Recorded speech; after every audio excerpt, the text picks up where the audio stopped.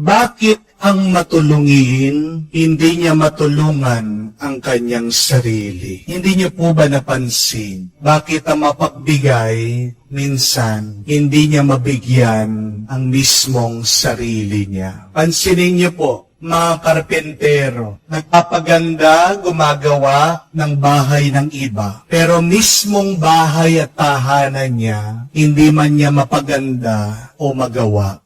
Ang mekaniko, inaayos ang sasakyan ng iba. Pero mismong siya, minsan wala siyang sasakyan, o kung meron man siya sasakyan o motor, palaging nasisira, hindi niya maayos-ayos.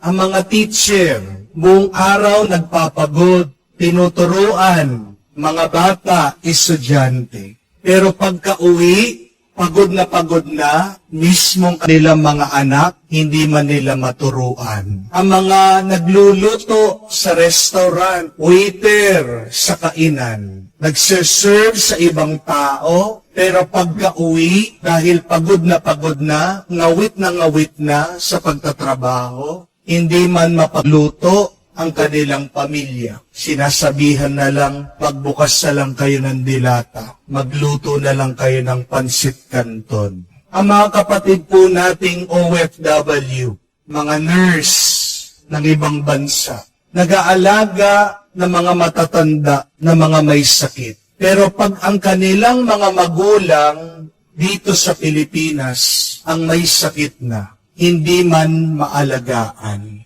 Merong mga iba ang mabait, nagbibigay, nagpapahiram ng pera. Pero dumadating din ang punto na kung saan ang nagpapahiram, siya naman ang kailangan manghiram. Pag humihingi at humihiram na ng pera sa iba, ayaw pahiramin. Napakagaling mo minsan magbigay ng advice sa ibang tao. Pero pag ikaw na mismo ang may problema, hindi mo man mabigyan ng advice ang iyong sarili. Bakit ba minsan ang matulungin, hindi niya matulungan ang kanyang sarili? Kasi naman ito ang kapalaran natin, ito ang tadhana nating mga Kristiyano. Dahil nung tayo ay nabinyagan, tayo ay nilagyan ng langis ng Krisma. Ang simbolo na pakikiisa kay Kristo bilang hari, propeta, at hari. At sino itong Kristong hari na kaisa natin, na dapat kamukha at kawangis natin? Narinig natin sa ating nabasang ebanghelyo, ang kwento sa Kalbaryo. Siya'y hinihirang ng mga tao bilang hari ng mga Hudyo. Pero anong klaseng hari? Hari daw na nagliligtas sa iba, pero mismong sarili niya, hindi niya maligtas. Hari siyang tumutulong sa iba, pero siya mismo hindi niya matulungan ang kanyang sarili. Yan ang kapalaran natin. Tayong mga Kristiyano, dahil ang sinusundan natin si Kristo, we are here, just like the Lord, to serve and not to be served. Ang maglingkod, hindi para paglingkuran. Ang magbigay, hindi para pagbigyan. Ang magmahal, hindi lang para mahalin. Parang napakasaklat naman na kapalaran. Ang palaging nagbibigay, kakapagod din, di po ba? Nakakangawit din. Tumarating din sa ating punto na gusto na rin nating sumuko dahil nauubusan din tayo. Pero huwag tayong mag-alala at alalahanin natin, tandaan mo, magmahal ka lang. Dahil pag ikaw ay nagmamahal, hindi ka pauubusan. Amen? Pag ikaw ay nagmamahal, palagi kang puno. Pag ikaw ay nagmamahal, palagi kang malakas at may gana. Ang nagmamahal, palaging nakakahanap ng paraan. Those who love will always find a way to give, to provide, to fill, to satisfy. Kaya nga, sasawa ka na ba? Nauubusan ka na ba? Malapit ka na bang sumuko? Magmahal ka. Tandaan mo, ganyan ka ginawa ng Diyos sa pagmamahal. At diyan ka tinatawag ng Diyos na magmahal.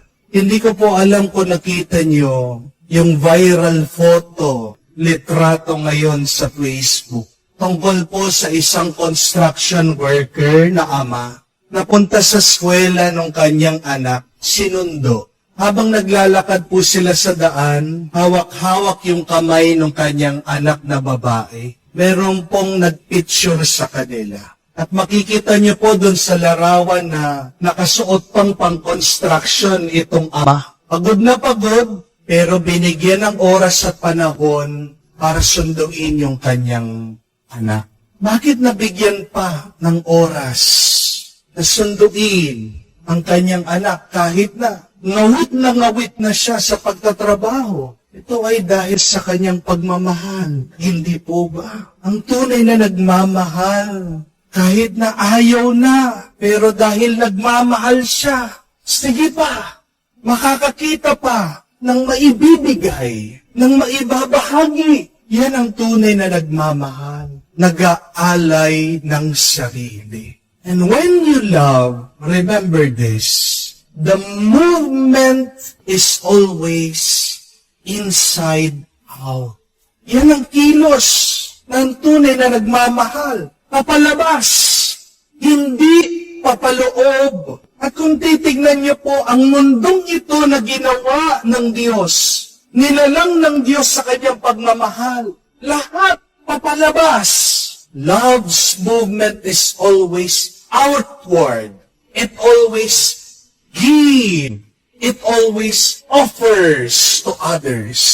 Kamukha po ng araw, ito ay sumisinag, nagliliwanag hindi para sa sarili niya. Di po ba?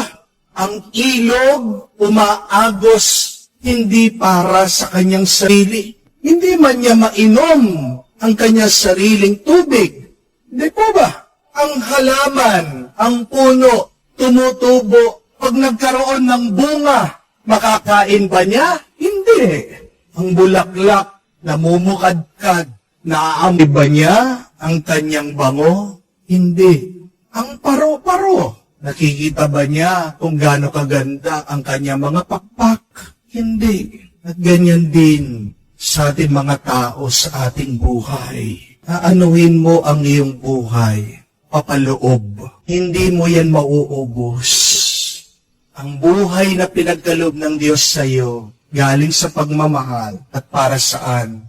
Para ikaw ay makapagmahal. At pag ikaw ay nagmamahal, dito mo mararamdaman ang tunay na tuwa, tunay na saya, tunay na kapayapaan. That is the paradox of loving. Ang kabalintunaan ng pagmamahal. Inuubos mo ang iyong sarili. Pag binibigay mo ang iyong sarili, dito ka pa mas nadadagdagan. Kung si Kristo ang ating hari, dapat sundan natin ang kanyang halimbawa na magbigay, mag-alay, magmahal, kahit na nararanasan natin na tayo ay nauubusan na. Huwag kang mag-alala. Dahil pag ikaw ay nagmamahal, hindi ka mauubusan kailanman.